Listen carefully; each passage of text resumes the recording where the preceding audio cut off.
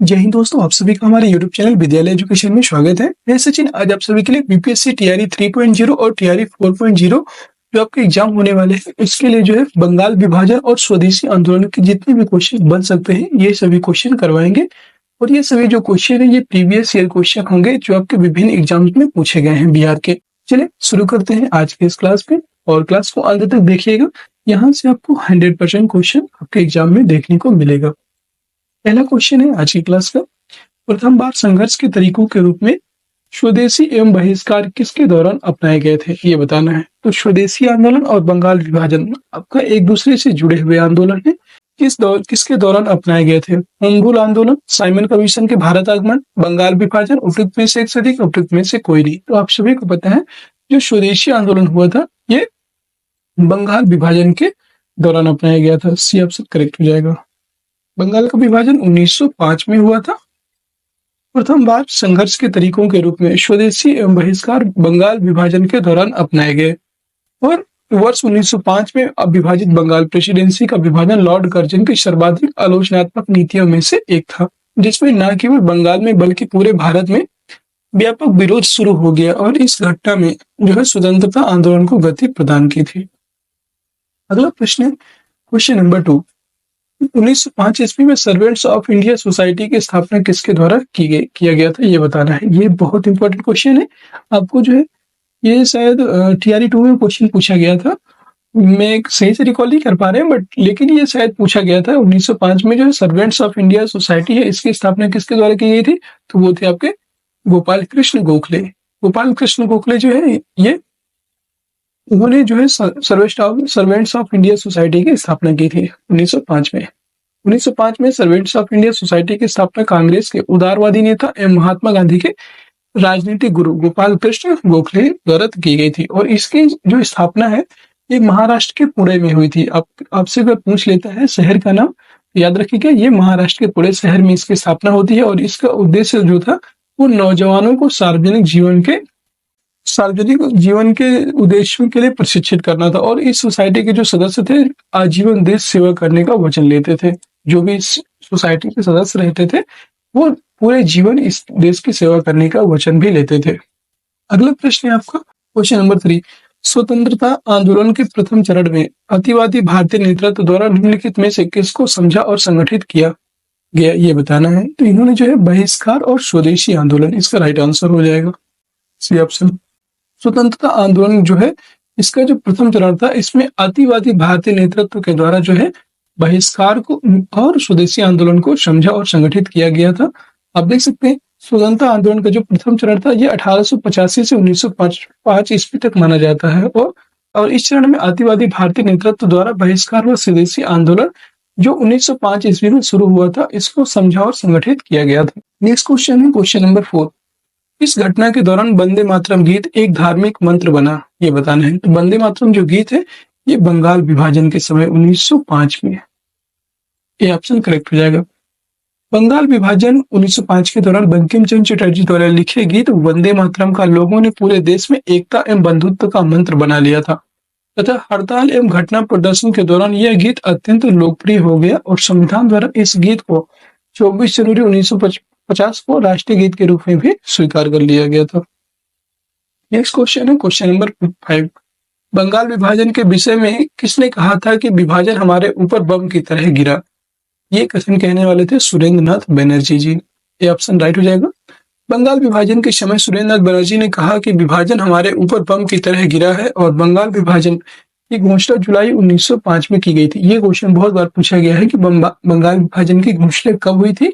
ये जुलाई 1905 में हुई थी और 16 अक्टूबर 1905 को जब बंगाल विभाजन विधिवत रूप से लागू हुआ तो आंदोलनकारियों ने इस दिन को शोक दिवस के रूप में और कहीं कहीं पे आप देखेंगे कि इसी दिन के रूप में इस दिवस को 16 अक्टूबर को रक्षाबंधन दिवस के रूप में भी मनाया गया है। और ये क्वेश्चन जो है टीआरई 1 और टीआरई 2 दोनों में भी ये क्वेश्चन पूछा गया है कि 16 अक्टूबर 1905 को कौन सा दिवस मनाया गया है। ये टीआरई 1 में भी पूछा गया था और टीआरई 2 में भी पूछा गया है इससे रिलेटेड क्वेश्चन। ठीक है, अगला क्वेश्चन है क्वेश्चन नंबर 6। स्वदेशी आंदोलन की सबसे बड़ी कमी यह रही कि वह आंदोलन के लिए निम्नलिखित में से किस समूह का समर्थन नहीं जुटा पाया। वह जो है आपका सवर्ण हिंदू ये सम्मिलित थे इसमें, शिक्षित भारतीय भी सम्मिलित थे, कलाकार और लेखक भी शामिल थे इसमें। मुस्लिम समूह इसमें शामिल नहीं हो पाया, बी ऑप्शन राइट हो जाएगा। इसका जो है समर्थन नहीं जुड़ पाया था। बहुआयामी कार्यक्रमों और गतिविधियों वाले इस स्वदेशी आंदोलन ने पहली बार समाज का एक बहुत बड़े तबके को अपने दायरे में ले लिया और जनता का एक बहुत बड़ा हिस्सा पहली बार सक्रिय जो राष्ट्रवादी राजनीति में भागीदार बना और राष्ट्रीय आंदोलन का जो सामाजिक दायरा काफी फैला और कुछ जमींदार, शहरी, निम्न मध्य वर्ग के लोग तथा छात्र शरीक हुए। लेकिन पहली बार औरतें घर से बाहर भी इसी आपके जो आपका स्वदेशी आंदोलन हुआ था उसी में हुआ, जो है पहली बार घर से औरतें भी बाहर निकली और इसका विरोध किया था।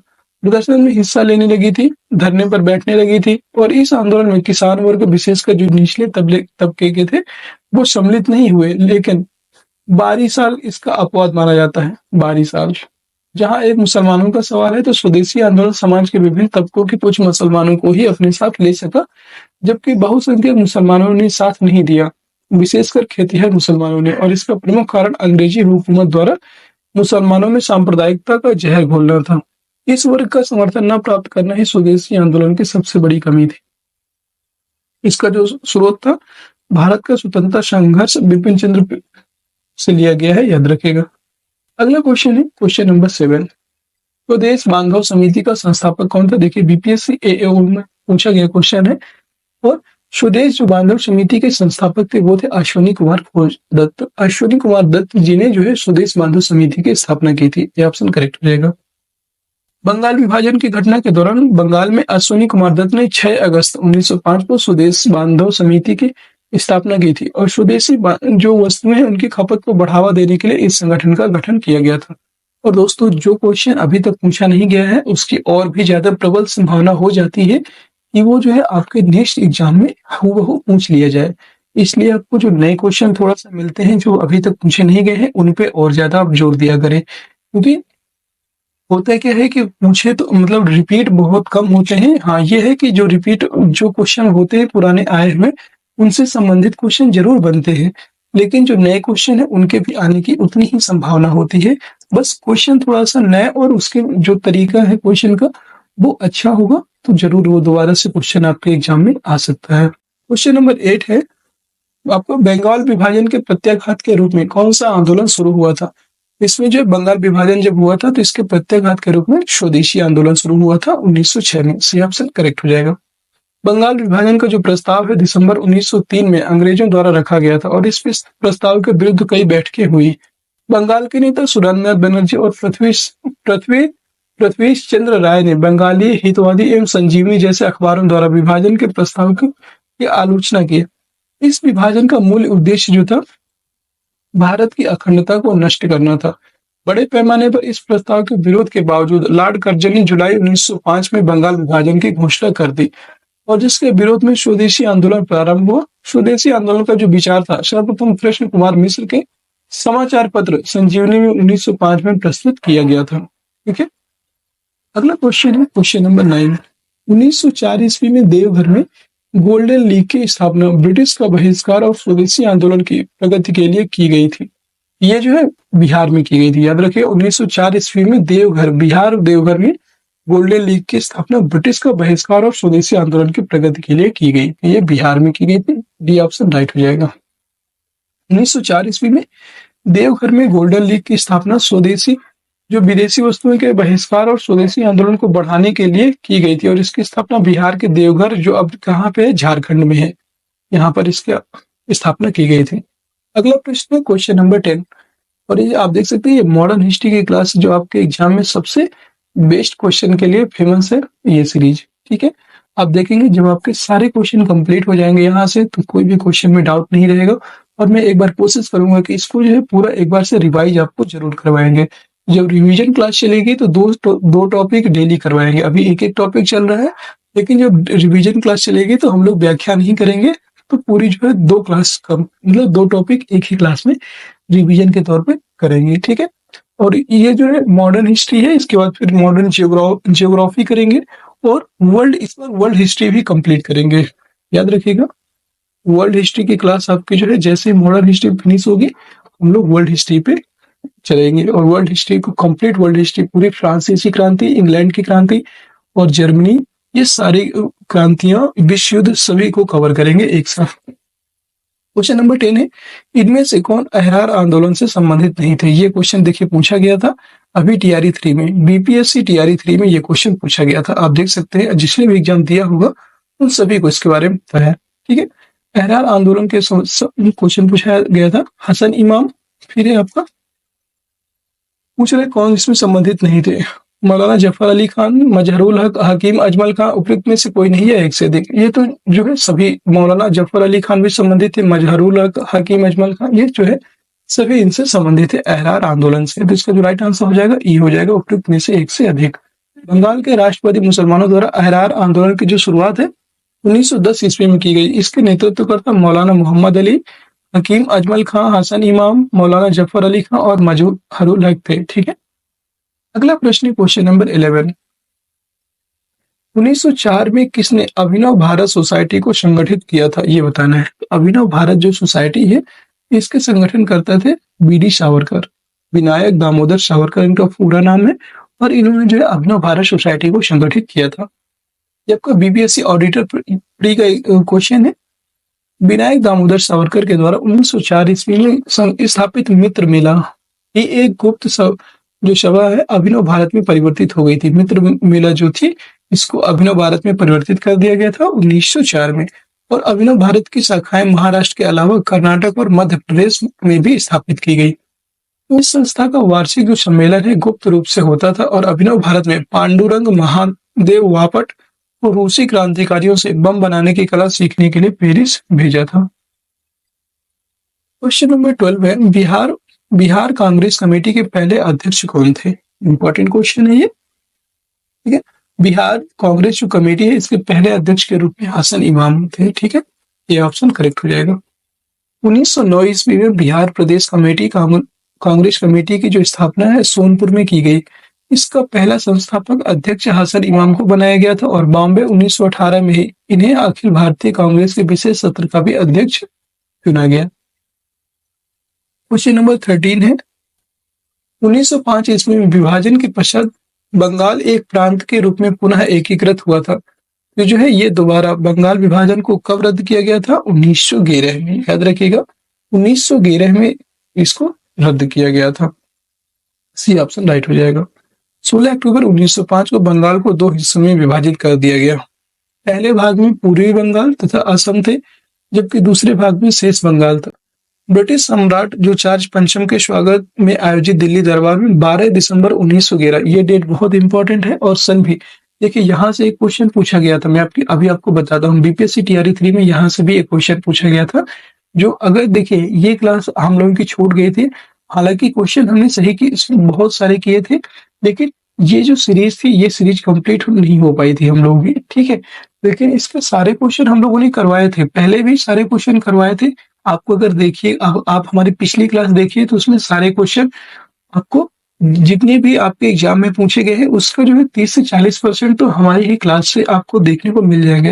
ये नहीं कहता कि हमारी ही क्लास से, बट देखिएगा आप, तो आप जब देखें, अगर आपने देखा होगा तो आपको मालूम होगा ये चीज कि हमारे जितने भी क्वेश्चन हमने करवाए। देखिए मैंने पूरी बीपीएससी घटना चक्र करवाई थी। बीपीएससी घटना चक्र से क्वेश्चन 100% फंसता है, आप सभी को पता है।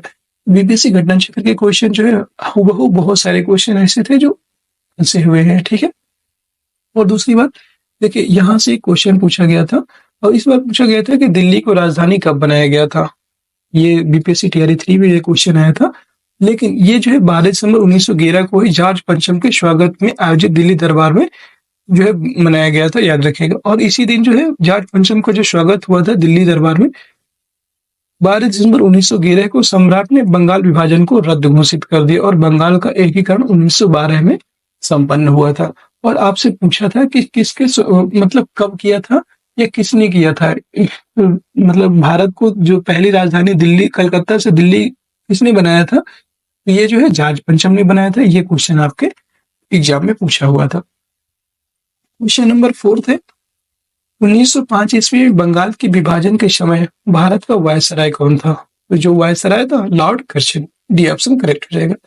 लॉर्ड कर्जन जो है वो 1899 से 1905 तक दिल्ली जो है 1905 तक ब्रिटिश भारत के वायसराय रहे, जो 39 वर्ष की आयु में भारत के सबसे कम उम्र के वायसराय बने थे। ठीक है, और कर्जन को भारत के सर्वाधिक अलोकप्रिय वायसराय के रूप में भी जाना जाता है।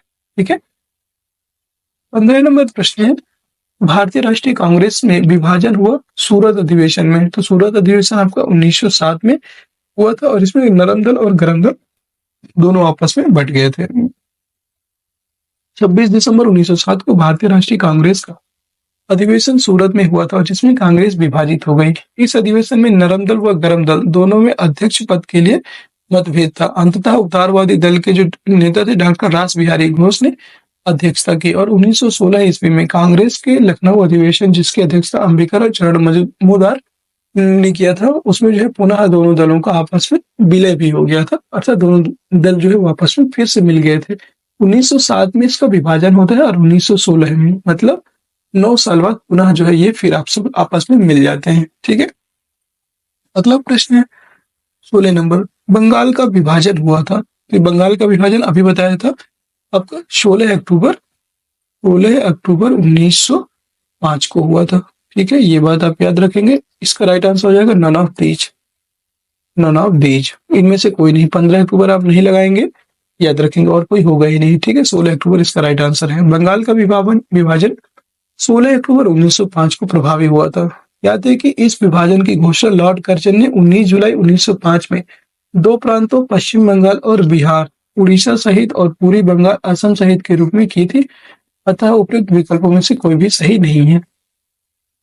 नेक्स्ट क्वेश्चन आपको क्वेश्चन नंबर 17 है, बंगाल 1905 ईस्वी में विभाजित हुआ, जिसके विरोध के फलस्वरूप यह दोबारा एकीकृत हुआ था। यह जो है दोबारा 1911 में एकीकृत हुआ था दिल्ली दरबार में। अभी जस्ट आपको बताया था दिल्ली दरबार में ये दोबारा गठित हुआ फिर इसका। ठीक है, 1911 इसका राइट आंसर हो जाएगा। अगला प्रश्न क्वेश्चन नंबर 18, कांग्रेस ने स्वराज प्रस्ताव वर्ष 1905 में पारित किया। प्रस्ताव का उद्देश्य क्या था ये बताना है। इसका जो मेन उद्देश्य था प्रस्ताव का वो था स्वशासन, सेल्फ रूल सुनिश्चित करना, मतलब स्वशासन को सुनिश्चित करना। ठीक है, बी ऑप्शन इसका करेक्ट हो जाएगा। कांग्रेस ने स्वराज प्रस्ताव वर्ष 1905 में पारित किया और इस प्रस्ताव का प्रमुख उद्देश्य जो था वो स्वशासन सुनिश्चित करना था। 1905 ईस्वी में हुए कांग्रेस के बनारस अधिवेशन की जो अध्यक्षता है ये करते हुए गोपाल कृष्ण गोखले ने स्वदेशी और बहिष्कार आंदोलन का समर्थन किया था। और 1906 ईस्वी में कलकत्ता में हुए कांग्रेस अधिवेशन में जो है जो 1906 की जो कलकत्ता अधिवेशन की जो अध्यक्षता है ये करते हुए दादा भाई नौरोजी ने पहली बार स्वराज की मांग प्रस्तुत की थी। 1906 का जो कलकत्ता अधिवेशन था इसकी अध्यक्षता किसने की थी? दादा भाई नौरोजी ने। और इसने जो है स्वराज की मांग को प्रस्तुत किया था पहली बार। 19 नंबर प्रश्न है, बंग भंग के बाद कौन सा आंदोलन शुरू हुआ था ये बताना है। तो बंग भंग मतलब बंगाल विभाजन।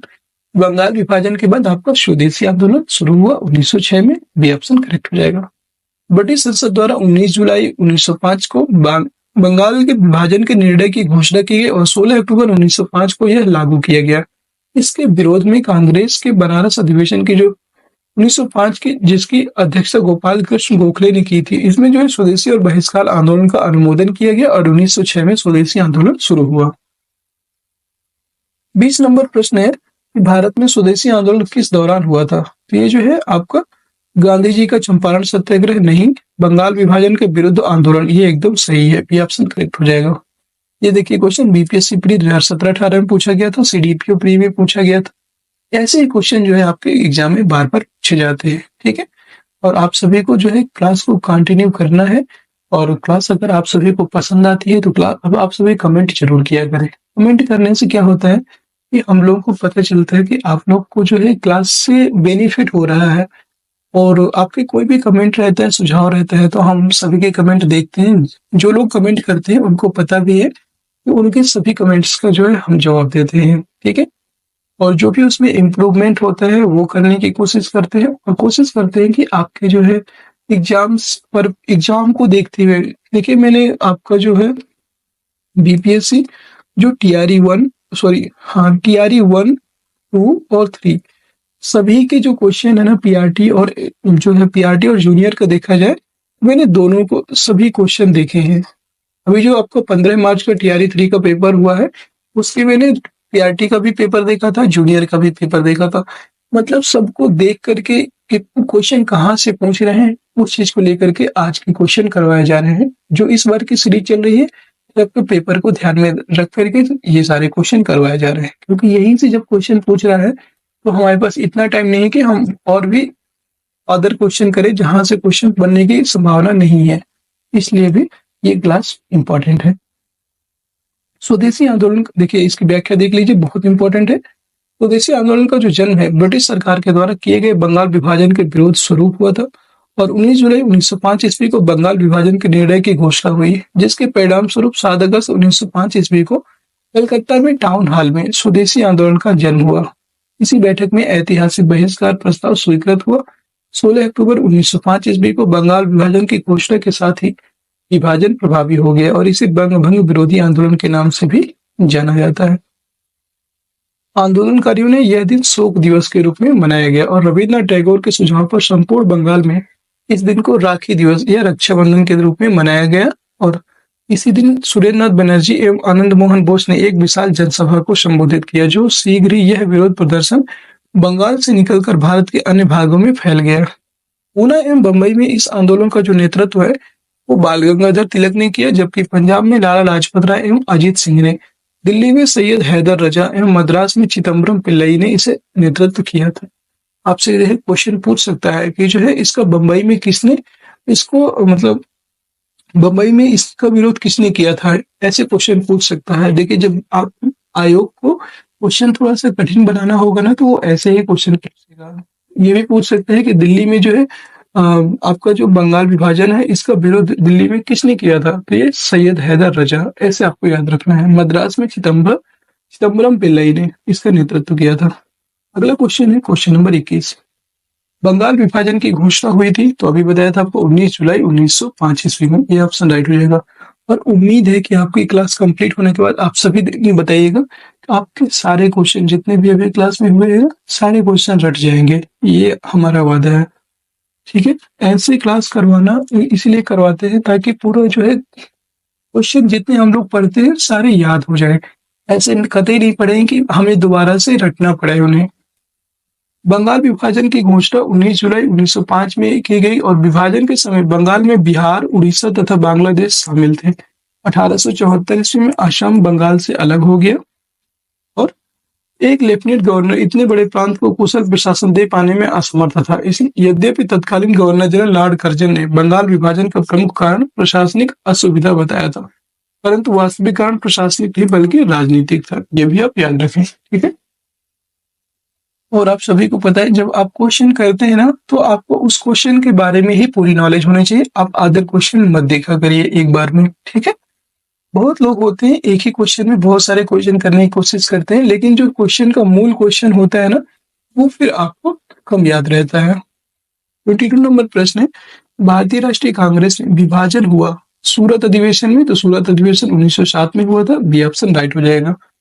फिर 23 नंबर प्रश्न है, निम्नलिखित वर्गों में से कौन सा 1905 के स्वदेशी आंदोलन से मुख्यतः अप्रभावित रहा, ये बताना है। कौन सा जो ऐसा था जो इसमें अप्रभावित रहा।